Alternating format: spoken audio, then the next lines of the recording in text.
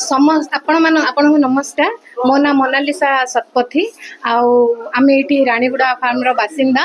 आमर ये मंगला मंदिर रे समस्त सधवा नारी माने आज सावित्री अमावास्या उपलक्षे निजर स्वामी दीर्घायु कामना करी उपवास रही आसी केही पानी मध्य निर्जल उपवास रही आसी विभिन्न प्रकार फल मूल जहाँ आज जामुकली हो खजुरी हो आंब पणस सबू नहीं आज दीर्घायु कामना करी स्वामी आसी देखुवे भिड़ केते आमर समस्त नारी सकाळ उठी बड़ी भोर उठी स्वामी यही व्रत पालन करती।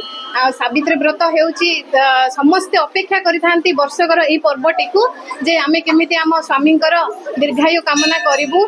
समस्ते नुआ चूड़ी साड़ी सबू पिंधि थांती बाप घर खास करी आसी थाए एही सबू भार सावित्री भार आसी थाए। तो एटा होची समस्त नारी माने अपेक्षा करिथांती निज बाप घर आसीबो सावित्री भार मंदिर रे पूजा करिवे स्वामी दीर्घायु कामना करी। तो आमे माने भी आसीथिलु आज समस्त देखुथिबे समस्त आमे आसी आम स्वामी मानक दीर्घायु कामना करी आज सावित्री व्रत आमे संपूर्ण करी आसी।